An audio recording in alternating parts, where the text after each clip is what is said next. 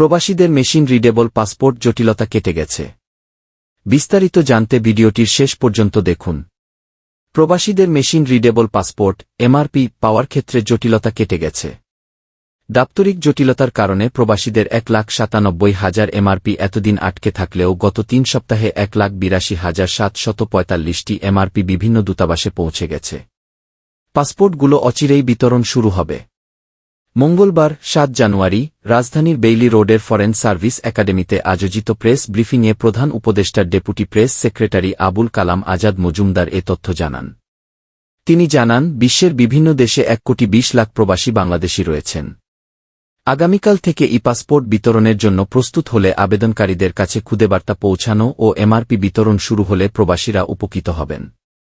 এতে তাদের ভোগান্তি কমবে বলে তিনি আশাবাদ ব্যক্ত করেন।